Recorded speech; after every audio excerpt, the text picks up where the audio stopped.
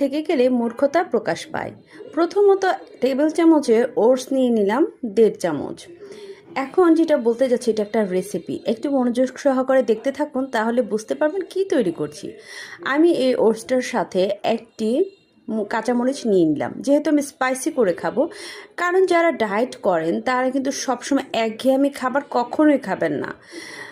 দেখেন, তারপর আমি একটু লেবু নিয়ে নিলাম। আপনারা চাইলে লেবু নিতে পারেন, নাও নিতে পারেন, বাট আমার কাছে যারা একটু টকটক পছন্দ করেন তারা কিন্তু অবশ্যই নেবেন। আমার কাছে ভালো লাগে তাই নিলাম। আর এখানে নিয়ে নিলাম ব্ল্যাক পেপার, অল্প একটু সামান্য পরিমাণ লবণ। এই খাবারটি আপনারা কিন্তু অবশ্যই মাস্ট ট্রাই করবেন। তার সাথে নিয়ে নিলাম একটি ডিম। এটা মিক্সড করার সময় ডিমের সাথে চাইলে অল্প একটু পানিও মিক্সড করে নিতে পারবেন, কারণ ওটস কিন্তু খুব ঘন হয়ে যায়। তারপরে একটু ঘি, গাওয়া ঘি নিয়ে নেবেন। ঘিতে এটা সুন্দর মতো রুটির মতো এইভাবে দিয়ে দিবেন। দেওয়ার পরে রেডি হবে সুস্বাদু, ডায়েটও হবে, খাবারও জমবে।